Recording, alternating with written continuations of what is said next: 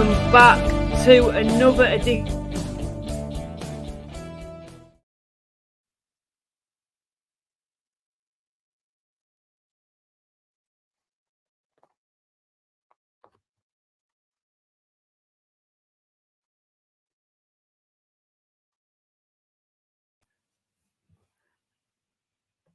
Are we on? Has the trailer finished? Yep. All right then, brilliant. Sorry about that, guys, but welcome back to another edition of the podcast. And tonight's our National League preview. We're going to be previewing all the upcoming games. As you can see to the right of me, I am not joined by Paul. He's still living life up in Orlando in America. But instead, as an alternative, I'm joined by Southend's very own, Southend's finest, I'd probably say, Chris Phillips. Chris, firstly, how are you doing? Yes, I am very good. Thank you very much. I'm very jealous that Paul's in Orlando and I'm in Southend. But yes, thank you very much for having me on. I'm looking forward to it. What's wrong with Southend, by the way? No, it's all right. It's just not quite Orlando, is it? There's probably one Mickey Mouse outfit for another joke to be made. But no, I'm very proud to be from Southend. I do like Southend, but I probably prefer to be in Orlando. That's the only thing. But we've got the biggest pier in the world, so there's something that Orlando doesn't have. But yeah, probably not quite the same climate and everything else. But we've got. Would our football team be better? I don't know. But yes, proud to be from Southend. Just jealous that I'm not in Orlando. Yeah, I think everyone in the live chat, unless you're living it up abroad at the moment, will be jealous of that. But are you still awake? Have you still, after the live stream? That's something we'll speak about just now if you want. Yeah, you're still awake after that? Yeah, I did get like sort of flashbacks when I signed into your chat for this tonight, and it was all on StreamYard. I thought, oh no, last time I did this, I was about to come on for 24 hours. So thankfully, I'm a little bit more awake than last time we spoke. So thank you so much for A, coming on, and B, coming on at the time that you did, because that was the sort of crucial time where I was flagging basically, and it was a big help. So thank you for the part that you played. And yeah, that night I definitely had the best night's sleep I ever had. I think I just completely wiped out. Fell asleep on my laptop actually, which I'm not sure is a particularly good reflection of the story that I was writing, but I'd like to think it was just that I was so tired I zonked out. So I managed to make it for the rugby. Unfortunately that didn't go the way that we wanted, but yeah, all in all it was a good day, and it looks like we're on course to raise £10,000. So I'm really pleased. That's brilliant, and what a game it was, winning 5-0 as well. If there was any game you wanted to keep you awake, that was it. Funnily enough, it's exactly what I said to Kevin Mayer, because he was really, really supportive of it. We were doing it live from the hotel, the stream, and Kev came into the hotel himself. So he popped by and he sent me quite a few texts, like during the sort of late at night and during the morning, to say, oh, how you doing? Keep going, you're doing well. Was really supportive. And I said to him, yeah, don't make it 0-0. I'm going to be struggling at the game. So can you make sure that it's quite entertaining? So he definitely did. So yeah, it was incredible from Southend. The only slight problem was that I'm quite superstitious, that I'm sure most of us are when it comes to supporting our team. So normally if Southend win, I'll keep exactly the same routine and I'll wear the same clothes and all that rubbish, which maybe it's just me, I don't know, but I always do that. But yeah, doing another 24-hour live stream before the game was taking a little bit step too far. So I kept everything else the same, and thankfully Southend were able to follow that up with another win without me having to go without sleep for that long again. Yes, so we're going to speak a lot about Southend. I think maybe an ambition, but we're going to talk about that at the start of the season will be out of the question. But now I think you might say it is a realistic aim, especially if that point deduction does get basically gets just knocked off. But obviously that's unlikely to happen. But before we do that, just for those who don't know, who are in the stream and maybe didn't tune in or were unaware of what you did, what was it all for? Because of course you mentioned that it was a 24-hour live stream. You interviewed some fantastic people, not just people related to like the Southend side of things, but up and down the football pyramid. What was it all for? So we were fundraising for our local branch of Mind, the mental health charity. I'm a trustee for them, so I do what I can to help them. And obviously, I'm connected with Southend United through my job as well. And Southend got in touch with me a few months ago, and said we want to do another match for Mind. We did that a couple of years ago when a lot of us walked from Chelmsford. That's about a 25-mile walk, carrying the match ball for one of the games. And they said, oh, we want to do something again to raise awareness. So we were just trying to think what would be good to do.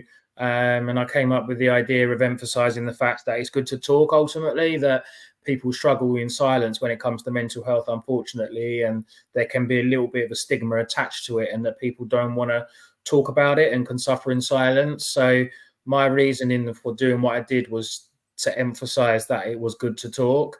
And I did it 1-to-1, if that makes sense. So 1 p.m. on a Friday to 1 p.m. on the Saturday, and just managed to ask anyone and everyone that I knew somehow or other to try and get on. And that was a difficult thing because I had people helping me who are fantastic.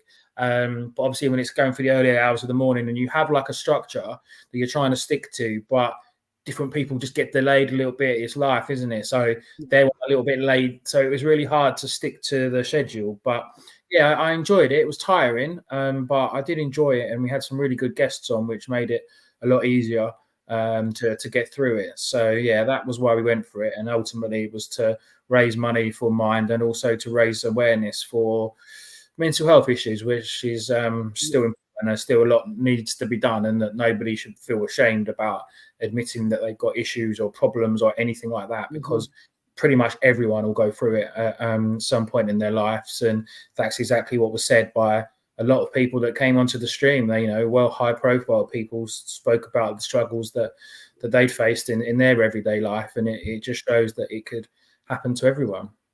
I know you mentioned there about, it potentially when you were like a little nervous thinking, oh, fans going to come on, but then there's another one coming on. I understand totally what you mean there. I would say that, but then I haven't been that stressed for 24 hours waiting for people to come on. I know when I've done like in the past, like me National League previews for the season where I get like a fan on from each club, you always got like 20-minute slots throughout the day, and you're hoping that they come on in time, and then you're trying to keep it down to a certain amount of minutes. Sometimes it's not enough. You're just trying to get it just right, aren't you? But when you're at a tight schedule, like yourself, it must have been quite difficult, I would have thought, and stressful as well, especially I think at the start and towards the end when you were packed with guests. I know you mentioned there that when it got to like midnight and further on, it did start to get a little bit difficult. But yeah, especially prior to that, it must have been extremely stressful, I'd probably say, trying to get different fans on. But just for those who are watching who might want to get involved in this, I do believe you still can raise money now. I think there's still like a link, isn't there? Yeah, that's right. There's still a Just Giving page. So funny enough, I just looked on it. So it's justgiving.com/page/match for Mind 23. And we're in the process of putting the interviews up onto YouTube. So a big shout out to the Blue Room. I know you know them as well. Fantastic people that were extremely helpful.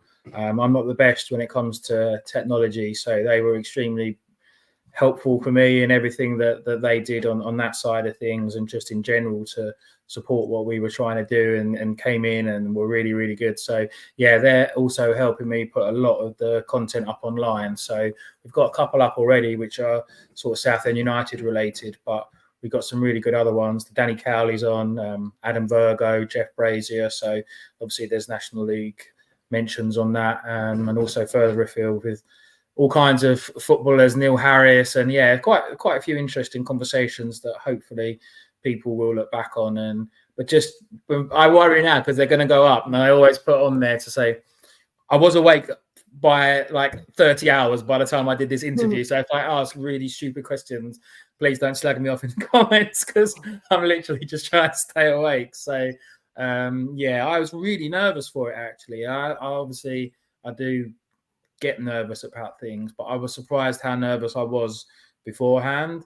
And like you said, you have a structure and everything like that. And then I think I just said to myself, do you know what? This isn't going to be it can't be a polished professional product. It's not a professional production. If anyone's going to moan about the quality of something, then that says more about them, really, because it's just raising money for charity and try and get that message across. And I think that helped me ultimately, because I think I was a bit worried about it all being smooth transition and doing this and doing that. And it's not Sky Sports News. It was just a stream online in a hotel in Southend that we just got through. But yeah, it was just people. I genuinely now I don't even know who they are, but people came into the hotel and dropped me off cups of tea, cups of coffee, chocolate. It was a bad day for my diet, but the support that everybody showed was just like incredible. And people that I don't even know like came in and said, "Oh, keep going," and just brought me a drink or something. So yeah, it was quite can't think of the right word to do it justice, but yeah, it was really like, oh wow, fair play. That's really, really nice. And it's sort of quite refreshingly nice that people were going above and beyond to be able to sort of help in what I was trying to do. So yeah, big thank you to lots of people and of course yourself as well.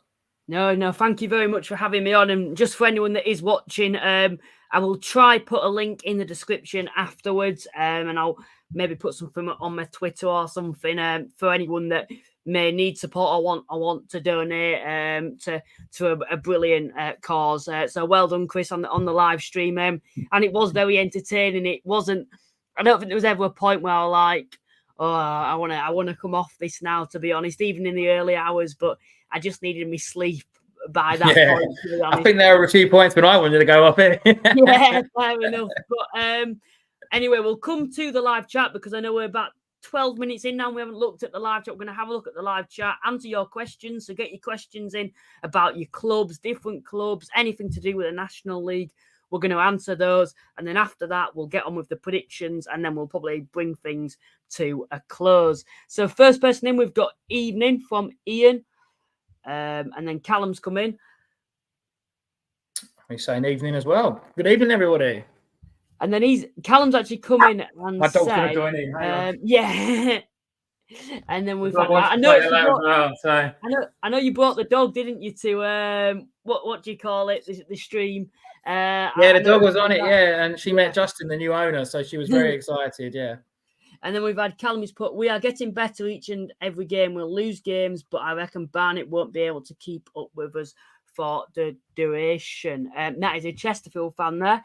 Thoughts on that, Chris? Do you think Barnet are a side that could be a genuine title contender with Chesterfield, or do you think over time there's going to be a big gap? I know at the moment it is quite tight, isn't it, between those two, both running away with it.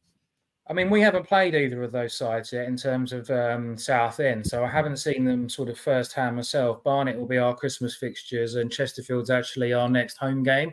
So I'm really interested to see what they're like up close and how they get on. But it's fantastic to see Barnet doing so well. I wasn't expecting that, if I'm honest. I know they had a strong end to last season, and it transpired really with a home defeat to Southend. I think Southend won their 3-0 and it was quite sort of straightforward without being rude. But from there, Barnet really improved and went on a fantastic run, and they've sort of carried that on. So it's good to see them up there. Will it continue? Well, who knows? Who would have thought they would be where they are at this stage? So I don't see any reason why it can't continue. Chesterfield were my prediction at the start of the season, and they were probably everybody's prediction, I would imagine, with the strength of depth that they've got in a variety of areas. So I think that they'll probably win it, and I think most people will probably still think that. But well done Barnet, and I hope they keep it going, and it's good for the league that it's not a sort of a one-horse race and that they're in and around it as well. So I hope that can continue for a neutral as such in that role, and that they can keep going. But I do expect Chesterfield to win the league. Yeah, it'd just be nice to keep it interesting because, to be fair, over the last couple of seasons, it's been a very, very...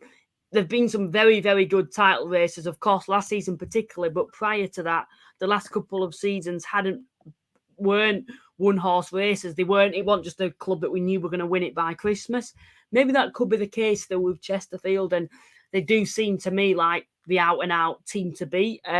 But Barnet putting up a very, very good fight, and to be fair to them, they've got the best home record in the division, and Barnet fans will probably think that they're in with a shot. And I think it's another example of where it's a little bit unfair, the fact that, Chesterfield and Barnet, I know it's only the moment, and I'd expect the gap to be closed between at least Barnet and the other clubs below them as the season goes on. But it's a little disappointing that at the moment you've got two teams to beat at the moment with Chesterfield and Barnet.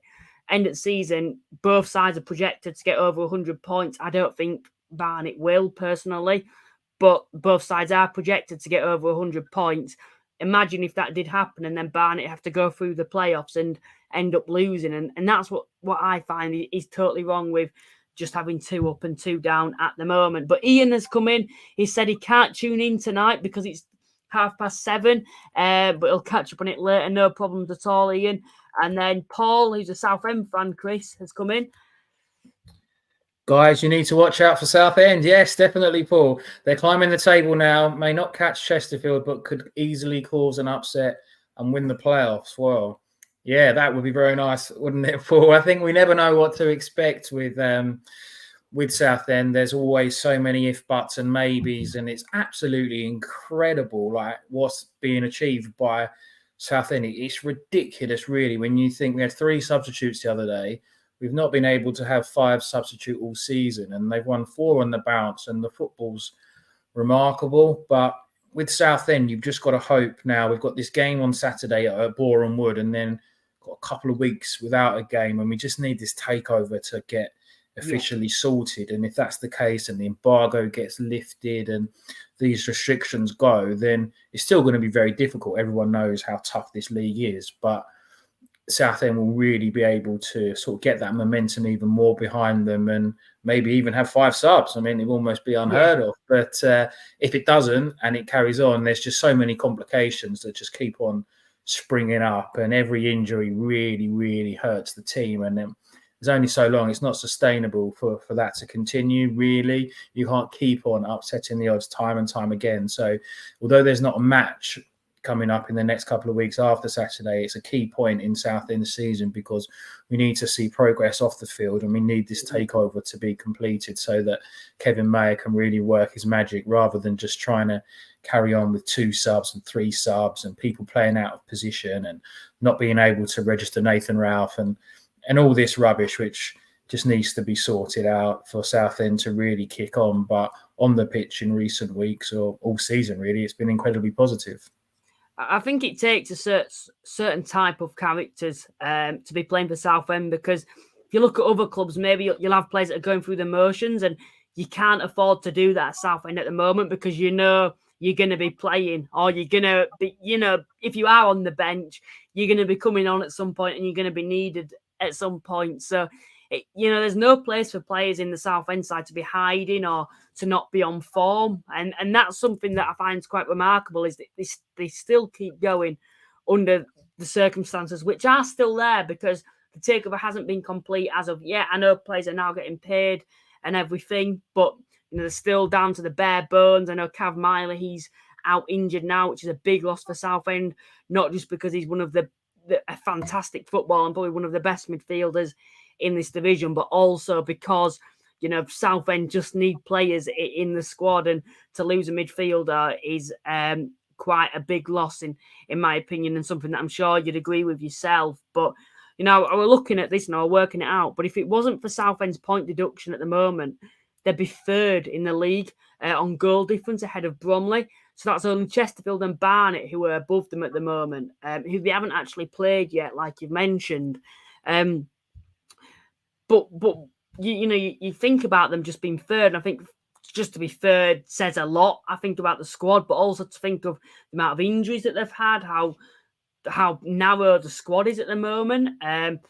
It says a lot about this group of players, and I would say, and they're certainly holding their own, and they're definitely a side that you would think will be aiming for the playoffs this season. Is that something for you that you think should be the aim now, or do you think we just need to focus on having this takeover?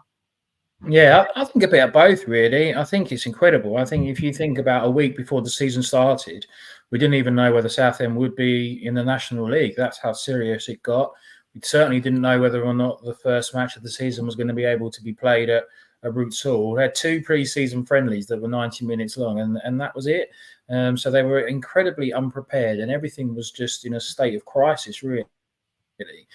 So to go from that to where they are now is just remarkable. It is just insane, really. So if that can happen, then anything can, I think. I don't think you should put restrictions on anything. I think it's always good to aim high, and if you just miss out, then so be it. But I think you've got to look to finish as high as you can up the table, and if it's unrealistic, then so be it. And like the footballing cliche says that I hear every week, you just look at the next game and go from there. It is tough. We've got this thing at the moment where Nathan Ralph's back, but he can't be registered in the same squad as Brooklyn Cabalonga, who came in and did really well. And it's just every now and then you'll just get a reminder of the mess that Southend are in, and it's so deep, really. And Kevin Mayer must be tearing his hair out every week, the things that pop up from his point of view. So Southend have definitely got a chance.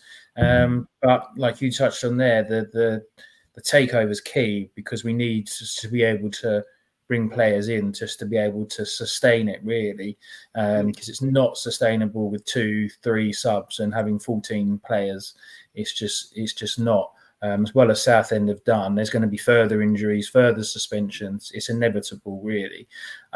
So for it to continue, we just need that takeover done for it to really kick on. But yeah, I think there's plenty to be positive about, and I think everything's in place for this football club to really kick on, other than the situation right at the top of the very club. So once that's sorted, Justin Rees and his consortium are still in talks, and going back to the live stream, Justin came on and was really positive and spoke really well, and insisted that everything was still on track. So hopefully it will soon be completed, and it can really be a bright future for Southend, because it's been so tough for so long. It's just been really, really tough to deal with.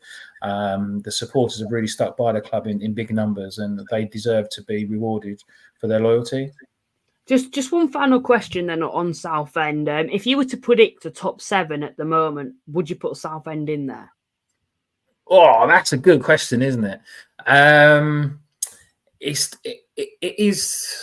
so tough, isn't it? I mean, I was looking at this earlier when I was doing the points. So I think it's 27 points. It's 7 points between Southend and the playoffs. I think I've got that right. And if I haven't, then I apologise. But I'm pretty sure that that's right, because I was looking at it earlier.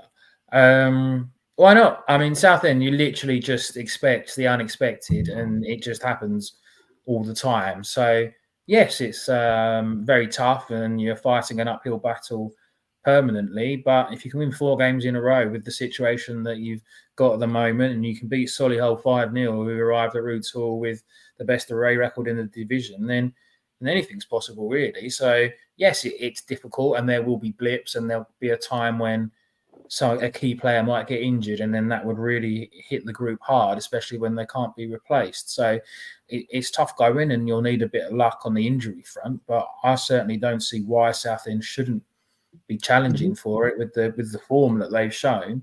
It's shown that it is possible, but it's very, very difficult with the way that things are at the moment for that to happen.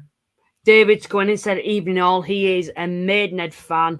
And then next we've got good day from Melbourne, says Chris Lever. Gutted with Latic's shocking performance against Fylde, especially after the derby against Dale.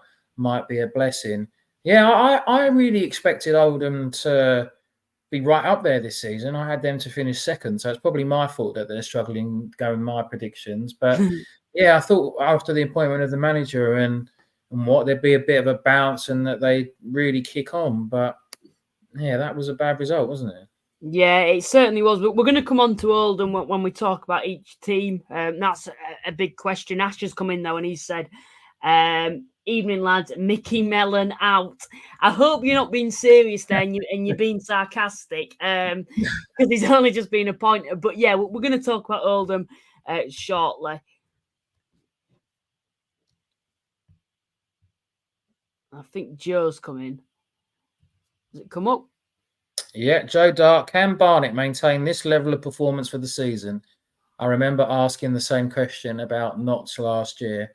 I don't see why not. I don't know. They've obviously shown it's not like we're 2-3 games into the season now, is it? I think we've played a significant amount of matches, and they are where they are on merit, really. So, like I said, I haven't seen them play this year because they haven't played Southend yet. But the results that I've seen on paper, they've got a good goal scorer, they've got good players, and they've got a manager that really knows his squad and has got them playing good football. So they're there at the moment. So I don't see any reason why they can't maintain it. Again, we go back to injuries and things like that, but that's the same for all teams. So yeah, I see no reason at all why they shouldn't be able to maintain it and be up there next season. I can't read that out, but it's all fertile anyway. Oldham are going to win the league. Norwood said so. Yeah, I can't say the other bit. But yeah, and then the Blue Room have come in and said evening all. And then we like the Blue Room. They're our mutual friends, aren't they? So big shout out to the Blue Room. I thought they were going to ask me some really high-tech technical question then. I was like, oh. They might do, yeah. Yeah, they definitely will do now. I said that. Yeah.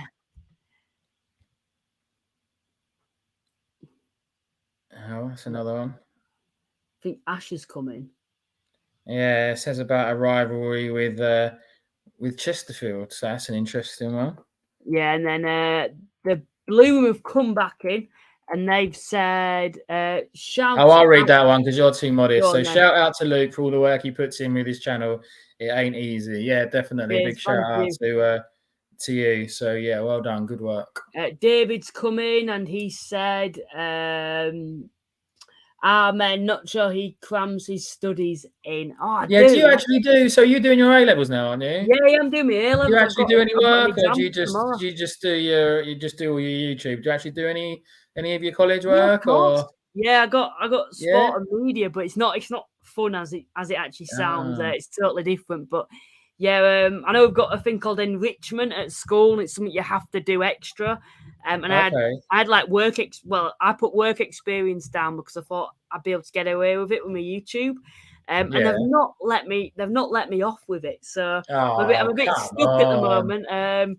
So yeah, I'm a little bit stuck. And then Mr. Luke's come in, and he said, Mr. Luke, hello gents, gutted about our performance against Chesterfield, although we did win the water polo against them. Yeah. Typical Vanarama, not letting us have all 3 points. No pressure, like always. And then we've got another Southend fan has come in, and he said, hello, Chris. Hello, Luke. Welcome to the stream. I believe that might be unless it's a Scunthorpe fan, but I think that will be a Southend fan. Yes, let's hope so. More the merrier. Oh, hello, Luke from 6-0 Scunthorpe. Yeah, it was good to. This is what I keep saying. I'm glad Scunthorpe fans still tune in because I'm hoping they get promoted. They're a good club, a good fan base, and I want them. I think they add something to this league. Yeah, the same with like Yeovil and Torquay in the National League South. I've got a lot of people tuning in now with all your messages. I do apologise. We will come back to the live chat shortly. But what I'm going to do for now is we're going to get on with the predictions. Get your predictions in. But there's loads of people who are tuning in. And then we'll just read this one out finally, and then we'll get on with the predictions. Sorry to all those that have tuned in. We've seen you. We know you're here. We've just got to get on with the predictions. He said, I think there are 15 teams that could make the playoffs, but there's 15 teams that could get relegated. Obviously, that means some teams could be fighting for playoffs and relegation. Yeah, it's very, very open this season, which something I expected. I know we're only 15 games, I think 17 games in, but it's still very open at this point. For me, I'd probably say anywhere from 15th and below could probably go down. And like you said, 14th and above. I've got an idea of about 11 or 12 clubs that I think will be in the shout for the playoffs this season. And I think I've got a few clubs in mind that could be going down. We may come on to that later on in the show. But let's get on with the predictions. As I do that, please remember to like and subscribe to the podcast. Liking basically gets it out to more National League supporters, and subscribing grows the fan base of the channel. I think we're only like 12 away now from 1.5k, so it'd be brilliant if you could subscribe to the podcast if you haven't done already. We'll get on with the predictions then. So we'll have a quick look at the table. Chesterfield and Barnet still lead the way, as we've spoke about. A little bit more open now. Of course, if Barnet do win and Chesterfield don't win, Barnet could go top this weekend. Of course, Chesterfield still would have a game in hand. Bromley have knocked Solihull down and have gone above them now. They're a side that are going strong at the moment. Altrincham still inside the playoffs, but Halifax have gone from 7th to 6th. And a new side that haven't been in the playoffs since the opening day, Aldershot, are now back in the playoffs. They're a side that are going under the radar, playing some very, very attractive football at this moment in time. And then we've got the likes of Gateshead, Eastleigh, Woking, or below them. We'll get on with the predictions then. First game then, your team, Bournemouth versus Southend. How do you see this one going, Chris? I've obviously been writing about this for most of the day, and I'm pretty sure I was about to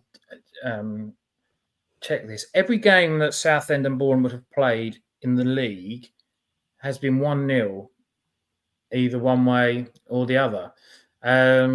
So they've always been extremely tight, and Southend have found Bournemouth quite difficult to play against in the last few years. They beat them in the trophy, and beat them once in the league, but other than that, Bournemouth have had the better of them, really, and Southend have found it hard to sort of break them down, and that Bournemouth have sort of stopped the game and sort of prevented Southend's momentum, really. But Southend are going into this in really good form, as we said, 4 successive wins, and Bournemouth seem to be turning it around a little bit. Though, they won at Dagenham, didn't they, in the week, and their sort of recent form has been fairly decent. So I think it might be a draw, although the statistics show it should be 1-0 one way or the other, and I would hope that would be Southend. I've just got a funny feeling that this weekend it might just end up being a 1-1 draw. Yeah, I've been a bit more positive. From your perspective, anyway. I've gone for a 2-1 Southend win. Of course, Southend 8 goals in the last 2 matches. Bournemouth this season probably been very underwhelming. I would probably say they're a side that you always expect to be up there, and to be honest, this season they've probably underperformed to the standards that they've had. I think a problem in recent years, anyway. But I think a problem they may have is the style of football that they play. But they play quite an industrial side of football on a very, very good playing surface. And, when sides are able now to play football. And I think they've kind of found Bournemouth out and found areas where to exploit them. But to be fair to Bournemouth, 1 defeat in 5.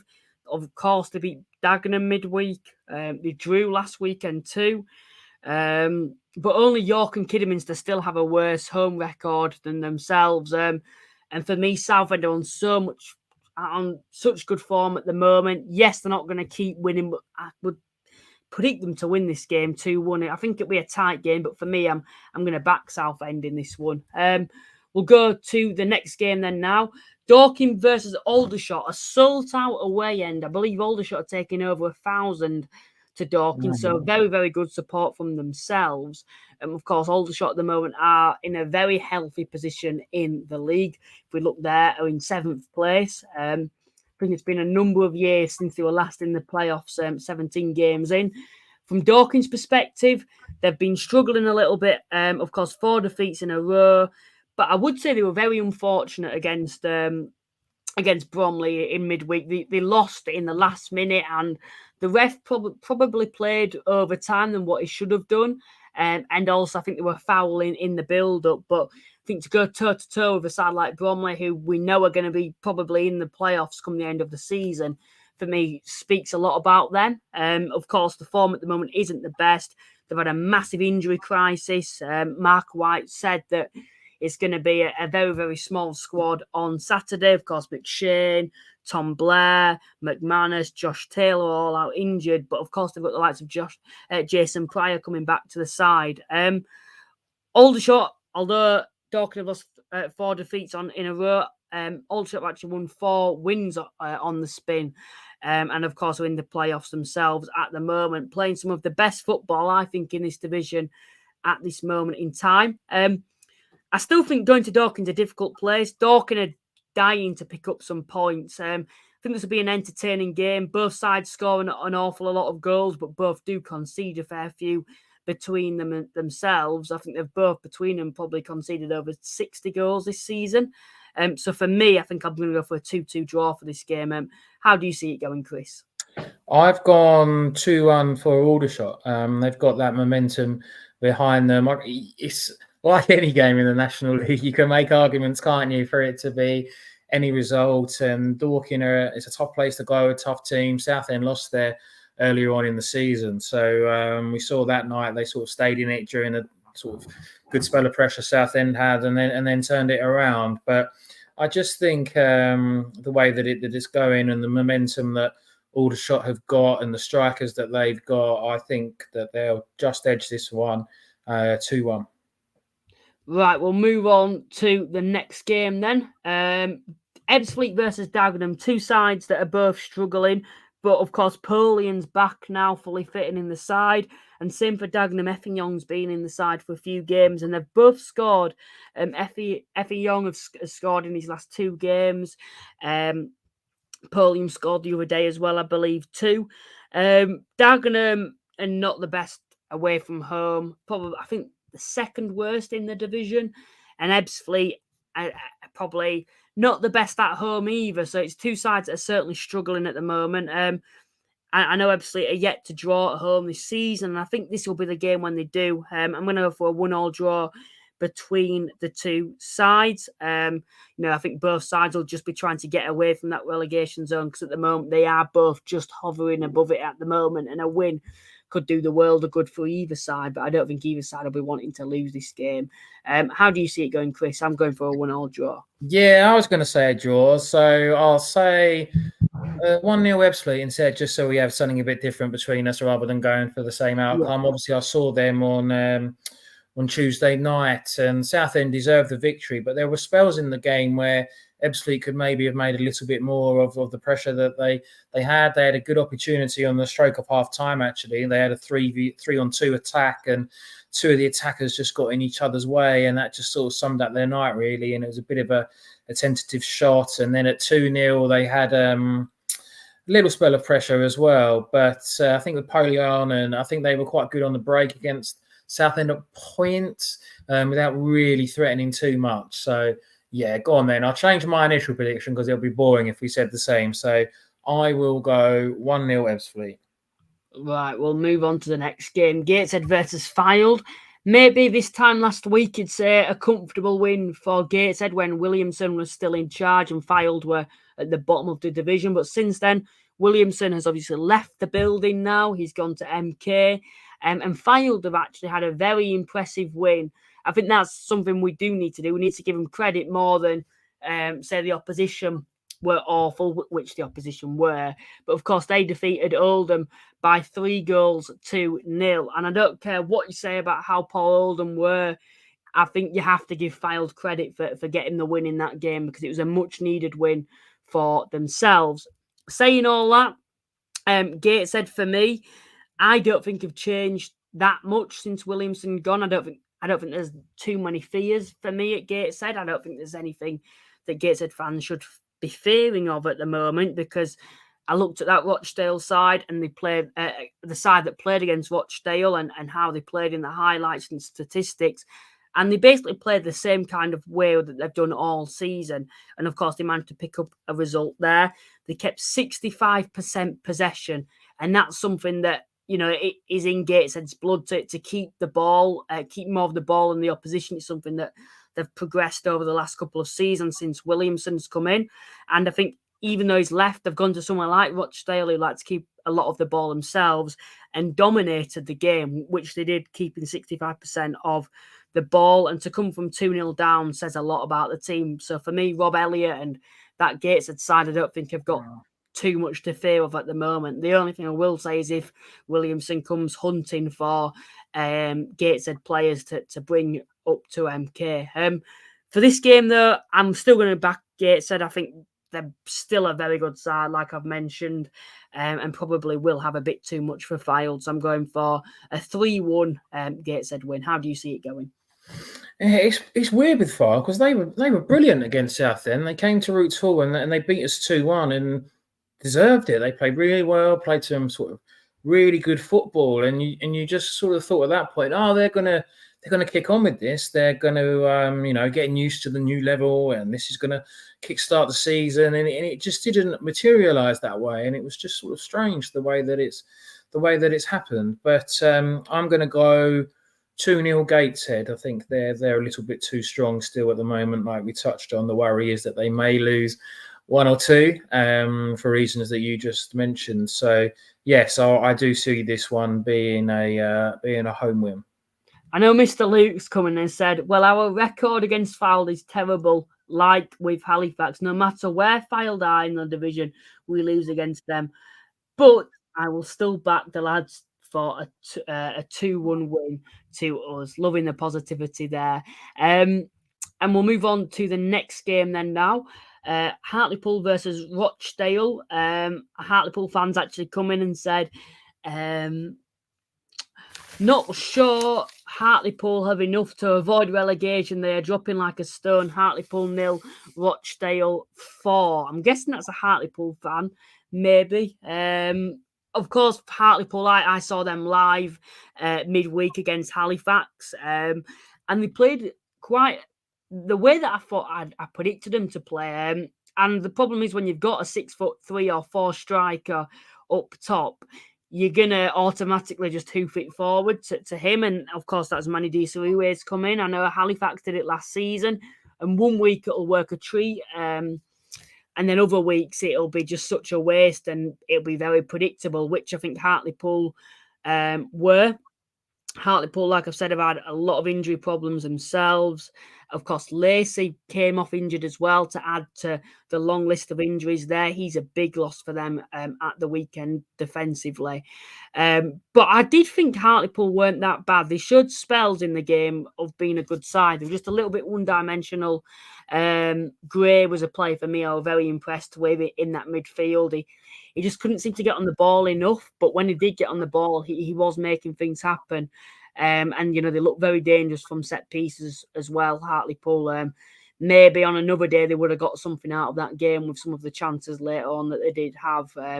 Some brilliant saves from Sam Johnson. But for me, Rochdale, if you look at them, they've had a few injury problems themselves. Carl Ferguson is now injured for them, who's a defensive player. And someone you need, a big centre-half, I think, when you're coming up against a tall striker like Disariwe. Tyrese Sinclair is now out for over a month, which is horrendous news for them because he's been the star man and the man that's been producing goals for them this season, just to add to the likes of Rodney, who's out. So for me, I think Hartlepool will win this game. I'm going to go for a 2-1 Hartlepool win. Like I've said, Rochdale have had some very, very bad injuries to key players, and I think Hartlepool will have enough going forward to win this game. So I'm going to go for a 2-1 Hartlepool win. How do you see this one going, Chris? Yeah, I think this is quite. When I saw this one on paper earlier, from what I've seen from both of the clubs, I thought, it's a good game, this one. And then I looked at the injuries that have happened. I mean, when Southend played Hartlepool, Mancini in the centre of the park was incredible. We got applauded off by the Southend fans at the end of the game as he had to come off, and he was fantastic in the middle of the park. He really, really sort of dictated the play and everything. So I think he's been a big blow injury-wise.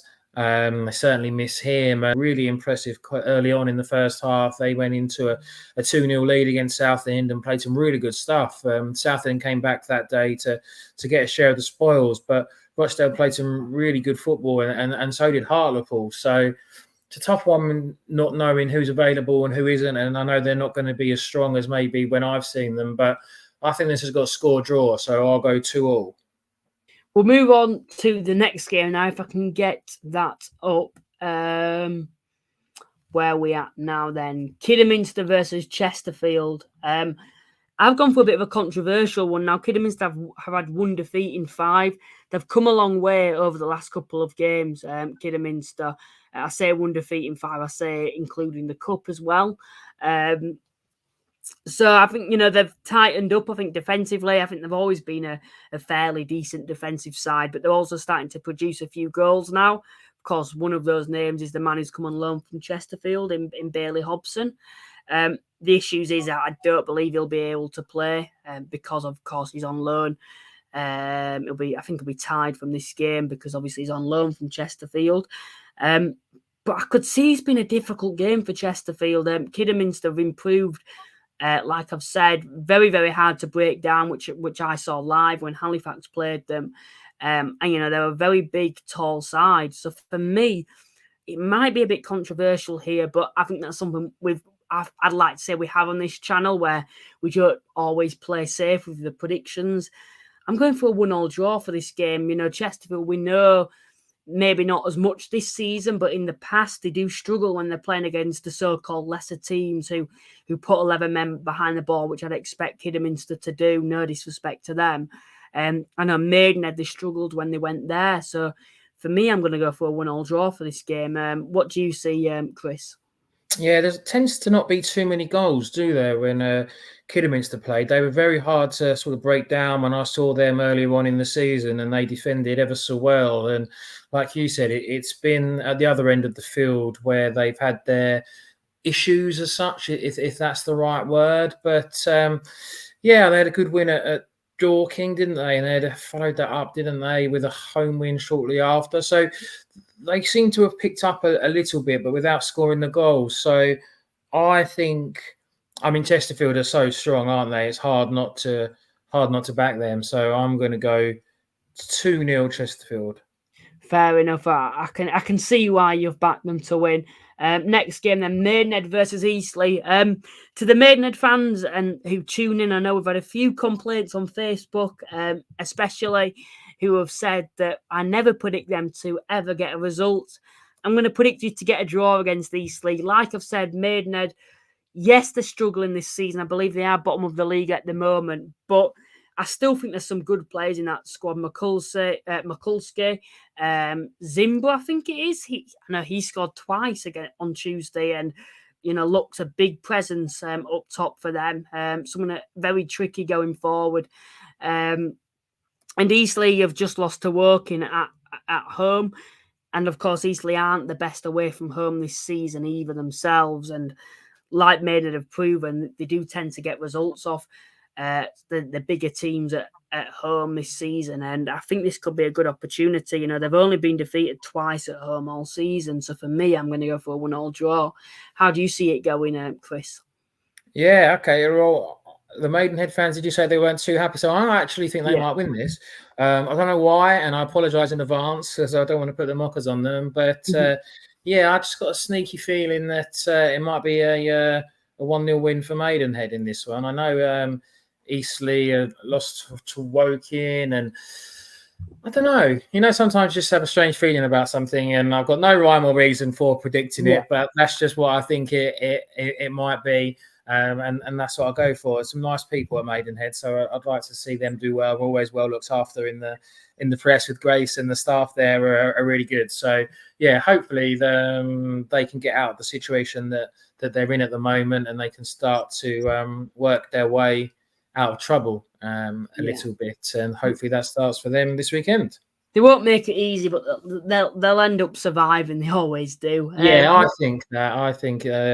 It gets tougher, doesn't it, in this league every year to do what they do, and you have to admire them for what they do. And they've got a few ex-Southend players as well, so I always keep an eye out for how they're doing with the likes of sort of Kane Ferdinand in particular, that was at Southend, came through the youth system. So I do like to see them to do well, because they're sort of continually upsetting the odds, don't they? And I would like to see them do well. So hopefully, nothing against Eastleigh or anything personal or anything like that, but I just think it might go Maidenhead's way. I don't think there'll be a lot in it. I think it'll be very close, and it'll be decided by the odd goal, I think. Right then, Oldham versus Oldham, a bit of a greater Manchester derby. This, I'm backing Oldham to win because I think they need a reaction after that. Mellon, I wouldn't say he's under pressure at all because he's just been brought into the building. But we have to remember Oldham were unbeaten in 8 prior to that defeat to Fylde, and they've become very good at home as of recent and very hard to defeat. Oldham are having their injury issues, as we've seen. They dropped points to Kidderminster in midweek at home. So for me, I think Oldham will win this game. Of course, we have to remember they beat them in the FA Cup at Oldham just a couple of weeks ago. So I'm going to go for a 2-1 Oldham win. How do you see this one going, Chris? Did you know? I didn't notice. I was checking this earlier today, and excuse my ignorance, but if you look at the form guide, because I was seeing where Southend might be, Altrincham are actually top of the National League form guide for the last 6 games, which surprised me. I know it shouldn't have done. I should know better, so I apologise being stuck in my Southend United bubble. But I didn't know that, to be fair. Oh, and you're the National League guru, so I don't feel quite so bad now. So yeah. I think it's only on goal difference, and there's a few other teams. I think Chesterfield and Barnet as well are level with them, just above Southend. But it's a tough one because you just do think that the Oldham are going to eventually sort of get back on track, and it just doesn't quite happen. So I do think it's going to be a draw, but I always feel like predicting a draw might be a little bit of a cop out. But yeah, I see Altrincham getting a late leveller in this. So I will go. I keep changing my mind. I'll stick to it. I was going to say 2-1 Oldham and change my mind, but I'll go 2-2. 2-2. Right then. Oxford versus Barnet then. Oxford have had 1 win in 12 and Barnet are unbeaten in 12. That tells the story. It might be a bit of a difficult place for Barnet to go. New ground, I think, for Barnet, maybe in the league anyway. I don't think they've played each other in the league in the past. So for me, I think I'm going to back Barnet in this one. Good sides managed to defeat sides like Oxford who are down there, when we know Oxford will probably make it a difficult game when the pressure is on Barnet to win. So for me, I think Barnet will get through this game. I don't think they'll easily win, but I think they'll win. So I'm going to go for a 2-1 Barnet win. How do you see this one going, Chris? Yeah, similar to yourself. I'd 2-0 Barnet is what I'd gone for. They're obviously a strong side. They've got momentum and they've got strong spine to that team, haven't they? With sort of creative edge, and they've got Zach Brunt in there as a former sort of Southend loanee, who's a player that I like with a bit of creativity, and I think he's adding goals to his game this year, which was potentially not a criticism, but was something that he needed to work on with the potential that he had and the talent that he had. He should have been getting a lot more goals. So I'm pleased that he's added that to his game and that he's doing well. So yeah, I definitely see this one as a Barnet win. Right, then we'll move on to the next game then. Solihull versus Wealdstone. As Paul's not here, we'll predict Solihull to win 5-0 now. I'm only joking. I think Solihull, I can't remember, is that a 1 or a 2? So I'm going to have to think about it off the top of my head now, whether I'd back Solihull to win this game or not.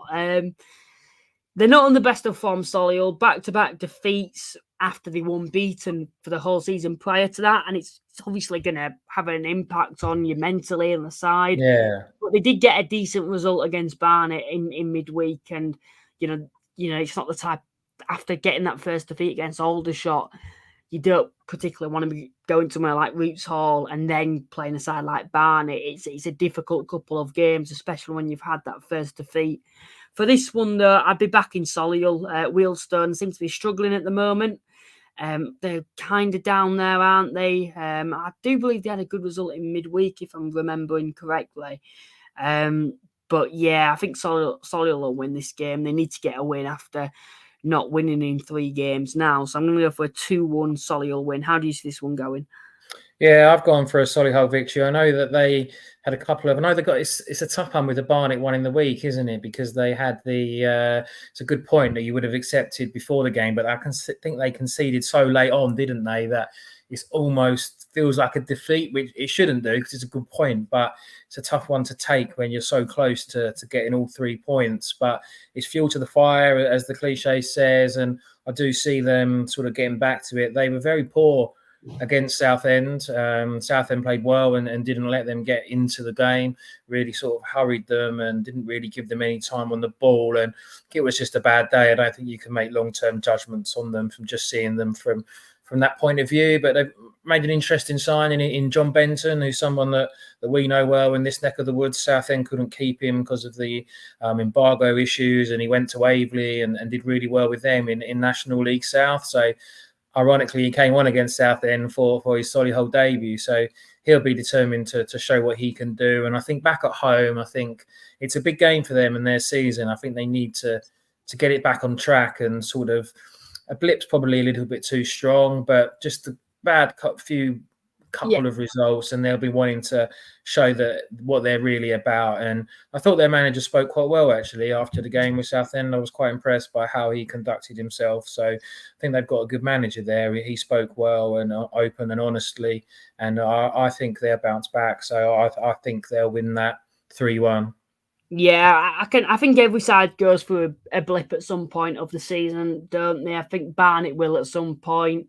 You know, Chesterfield probably will have a bit of a blip at some point where they lose 1 or 2 games. Every side has it. Just about reacting to that as quickly as possible. And I think this is probably a game that maybe they've been crying out for after some difficult games as of late. A game against Wealdstone, who, as Joe said, are struggling for fatigue and are down there at the moment. Woking v Bromley, of course, Woking was struggling, but managed to get that win on Tuesday away at Eastleigh. A very good result there. Bromley, of course, still on fire at the moment. Not battering teams, but just getting through games by narrowly winning. This is a difficult place to go, though, for Bromley. And for me, I think it'll be a draw. I'm going to go for a 1-1 draw. How do you see it going, Chris? That's exactly what I was about to say. So I'll reevaluate now, because it's boring if we say the same thing, if we've got competition on the line. 2 good sides. Woking, you always expect one of those teams to be stereotypically there or thereabouts, as the managerial cliche says. Southend went there and played well. They weren't really as strong as they were last year on that showing. But again, like I said previously with Solihull, you can't make a long-term judgment on one game. So Bromley had a slow start, and actually, I think pretty sure that their first win was against Southend, and since then they've been flying. So I do think it's got draw written all over it. But just for the purposes of this competition, it's boring if me and you say the same. So to put a bit more jeopardy and a bit more excitement on it, I'll go 2-1 Bromley. Fair enough, then. We'll go to the final game, the televised game. A bit of a Yorkshire derby here. York v Halifax.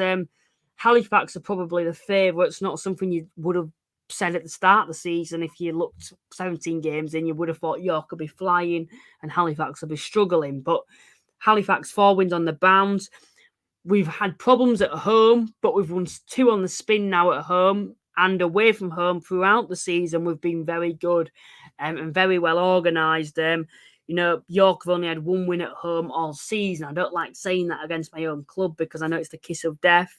And Halifax have won 4 on the bounce. So for me, I'm going to back Halifax to win this 2-0. And that will be a perfect day for myself. I know we've sold quite a lot of tickets considering, you know, it's on BT Sport. But there's certainly a bit of a buzz maybe now going around the club with the form of late. So for me, yeah, I'm going to go for a 2-0 Halifax win.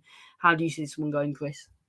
Oh, you be the expert on this one. York are probably the most surprising team of the season, aren't they? And not necessarily in a good way. You would have thought with their rumoured budget and players that they brought in and transfer fees that they spent, that they would be right up there and challenging. And it just goes to show just how difficult that this league is, that they haven't just been able to sort of smash the clash and really be up towards the top of the table.